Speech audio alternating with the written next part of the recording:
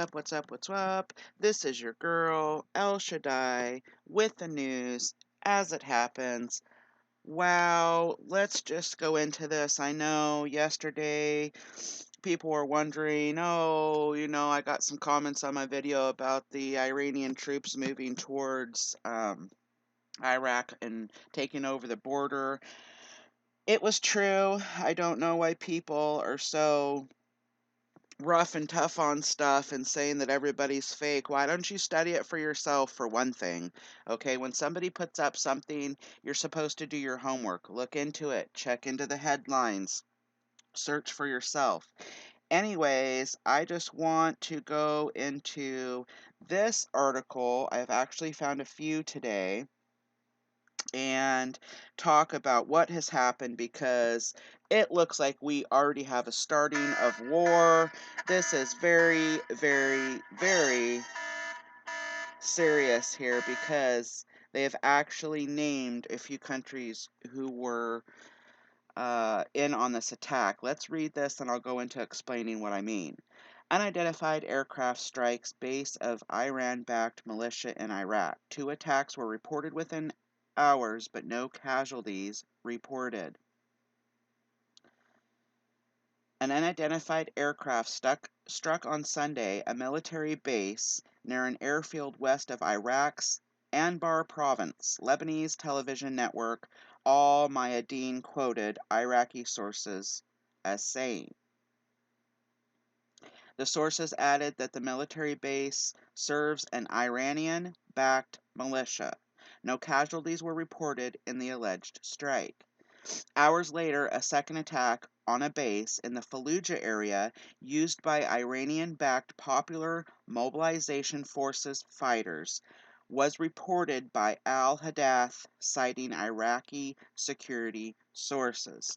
So what this is telling me is somebody, and I don't think they were sure at this time, had attacked some of the Iranian bases that were set up for like Hezbollah and stuff like that, where they have their militia forces who usually start all their attacks, do their terrorism, such on and so forth. Oh my. And they were unable to identify who or what country this was that attacked these militias from Iran. And if you remember in the article yesterday, the troops that were moving onto the border, we had militia, but we also had tanks. Okay, so this wasn't just their militia terrorist groups. They are moving in for war. Okay, look at it. I mean, a kindergartner can understand what is going on here. Okay, it doesn't take a genius to figure this out. Let's go into this next article I found that also backs up this one. Iraq caught in the crossfires of U.S.-Israeli efforts to contain Iranian influence. So now this is telling us that the unidentified planes were of U.S. and Israeli efforts to contain Iranian influence. So now this is telling us who those planes were, okay? Damn, son, where'd you find this? Hosting thousands of U.S. troops and Shiite military bases, a conciliatory government seems more and more unlikely to be able to bridge the divide between conflicting foreign forces and their local allies. Wow. Let's go down a little bit. I don't like that people are walking over the American flag there. It seems like, I guess that's, okay, anyways. As the United States and Israel escalate their push to contain Iranian influence in the Middle East, countries in Tehran orbit are feeling the heat.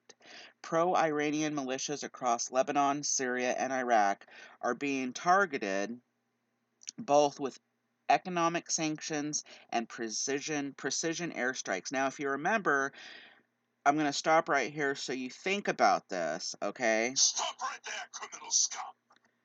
President Trump said that they were moving our forces, our military, okay, into Saudi Arabia, okay, and we already have soldiers there. This was in addition to the military we already have there, okay? And that they were going to provide air support, okay? Do you understand what air support is? I'm going to give you a minute to think about that, okay?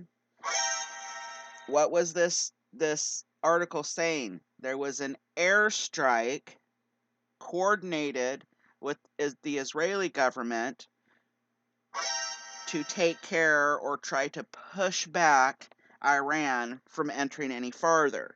So this does make sense, okay, when you put everything together. It's all coming together. Let's read on. This is putting governments that host them in crosshairs of escalating confrontation and raising the prospect of open conflict. Nowhere is that being felt more than in Iraq. It's wedged between Saudi Arabia to the south and Iran to the east and hosts thousands of U.S. troops on its soil.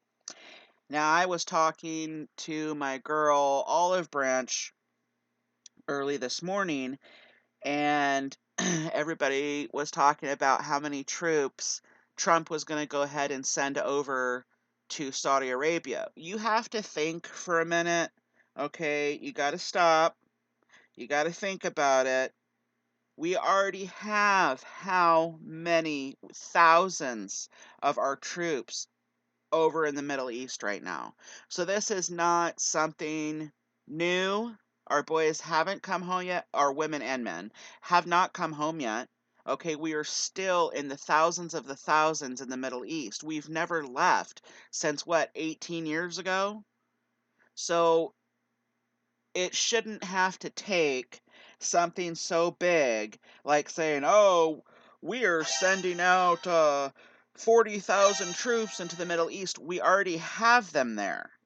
So we're already ready as a country to strike on Iran. We've been there. So adding an additional 500 to 1,000 is just a mind play on you guys or on anybody who thinks or doesn't think about the situation.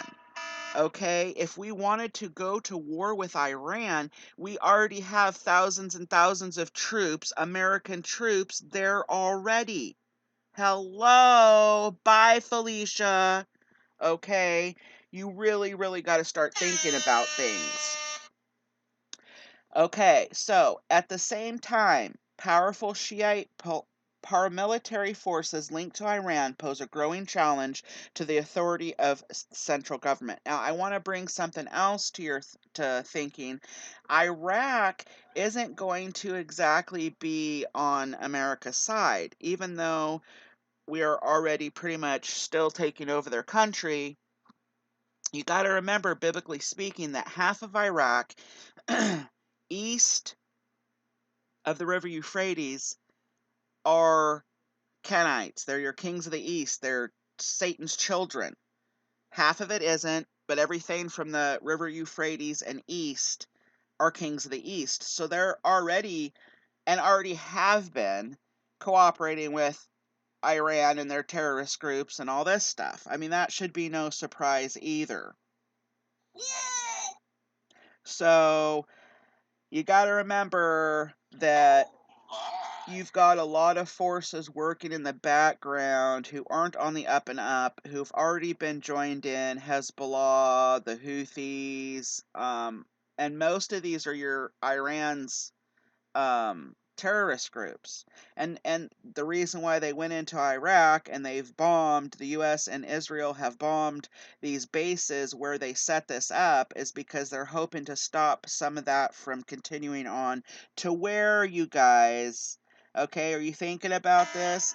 Moving in on Israel.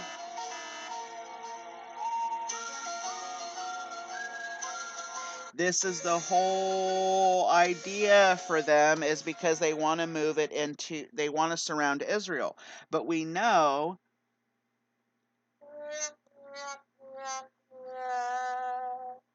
that biblically speaking, they're going to surround Israel anyways. So this is what's happening. Although we're being lied to by our own government and our media, which, hey, you're not going to go tell the world your war plans. That would be stupid of Trump to do. Okay, but we're not being told the truth about everything. But if you think with your brainy, you can put it all together and you can see what's happening. We've been tricked, we've been backstabbed, and we've been quite possibly bamboozled. Okay, let's see if this article reads anything else. At the pressure mounts, divisions with Iraq pro-Iranian factions have burst into the open, threatening to collapse a fragile government coalition and end a rare reprieve from the violence that has plagued the country for years. Regional challenges facing Iraq will make it even more difficult for Adel Abdul Mahdi to bring the militias under control. The divisions among Iran Shiites in Iraq have been spurred by a spat of airstrikes blamed on Israel and the U.S. It wasn't just Israel. If you remember the title of this, it says Israel and U.S. that have hit weapon depots and bases belonging to the Iran-backed militias known collectively as the Popular Mobilization Forces, or PMF. All right, folks. So you've got the news that I have found, and I would seriously make sure that you're keeping your eyes open and looking more on your foreign news, RT, stuff like that, especially during the weekends because our media doesn't seem to cover anything. I think they're playing golf or something this weekend. They like to Alright then, keep your secrets. keep their secrets on the weekend there. So I'm just saying you got to remember to keep your eyes open, watch what they're doing, check everywhere that you can, check your overseas news, do your homework. When you see an article, research into it, check other sources, and keep your eyes open. This is El Shaddai with the news as it happens, and you know what I'm going to say. I'm out.